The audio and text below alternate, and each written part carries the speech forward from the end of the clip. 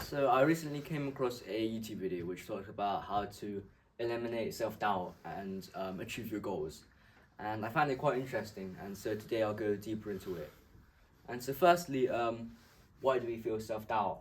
And it's actually because it actually is from our brains. And we often ask ourselves, why can't we achieve more and get more success? And we sometimes might think that's lack of resources or lack of opportunities. However, it's clearly not that, because if you think about it, there's so many people who come from underprivileged backgrounds who've managed to make success. So, for example, Helen Keller, who couldn't hear or speak, but still she could inspire so many people around the world. And Colonel Sanders, who made KFC when he was quite old, and even though he started really late, he was able to make KFC into a really big global company. And so yeah, it's not because of those reasons where you don't have enough resources or you don't have enough opportunities, but it's actually because our brain is wired for comfort, and whenever we try and grow and get better, our brain always holds us back and stops us from moving forwards. And so there's basically a difference where, yeah, like I said, our brain is wired for comfort, while our soul, I guess, and what we truly want is wired for growth and for success. And so it is actually a reason for our brain always trying to seek comfort and trying to hold us back. And that's because we're influenced a lot when we're younger. And so a lot of the ideas that come from our youth influence how we are in the future. So, say for example, I'm sure we've all heard when we made a mistake, our teacher tells us to. Our teacher, I'm sure, like whenever we make a mistake, our teacher tells us off, and maybe if you want to shout out in class, and your teacher tells you to wait your turn. And so those things sort of impact you later in life, where maybe at that time it makes sense. However, later in life, where maybe for example waiting for your turn, well, you can't wait for opportunities because that's going to go past you. You have to go out and get them. And maybe yeah, making a mistake because of your teacher telling you off, you might harbor those beliefs, and you might be afraid to make mistakes in the future, and then therefore be afraid to grow and get better. And so yeah, of course it's going to be a challenge, because yeah, those habits sort of shape us, but um, and also because yeah, and because 95% of what we actually do is driven by our unconscious habits, and yeah, sort of things that we've gone over a lot of times. However, only 5% of what we do is actually what we control, and which are like wired towards our goals.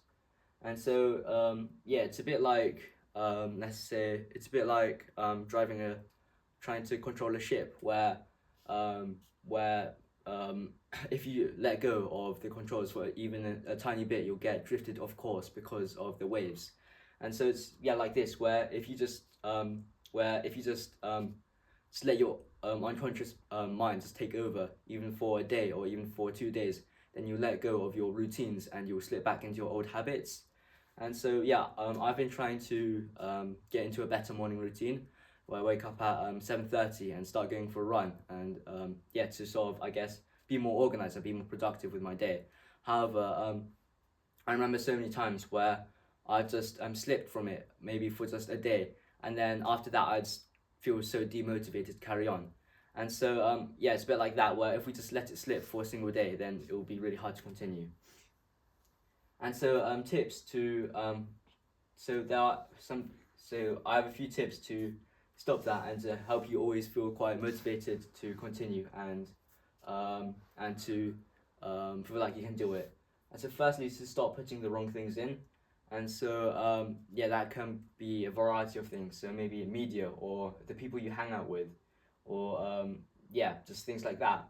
And yeah, I remember when I was trying to get better scores for my exams, and there was always a few friends that I used to hang out with who always played games with me, and yeah, I guess for 1 month I decided to hang out with them less, and start hanging out more with my friend who gets really good grades and start studying. And I began to see a big difference because I began to get less influenced by the people who like to play games with me. And yeah, I began to study more and be like the person who got good grades more. And it's not like I like completely cut off contact with them, but yeah, I'm friends with them, but I just play games with them less, and yeah, they have less of an influence on me. And second is to put the right things in. So yeah, that can be audiobooks or maybe or it's like I guess self-growth books. And yeah, I guess it sort of resets everything, and you get a clean blank slate where you get to start learning new information and improving more on yourself. And yeah, I think overall, the main things to take away are that firstly, you shouldn't get angry at yourself over being afraid to achieve your goals, because it's the same with everyone. However, you should try and break free by, I guess, by trying to restart your brain and putting the right things in and trying to remove some of your distractions. And so I hope you learned something, and hopefully some of these points can help you later in life. Thank you for listening.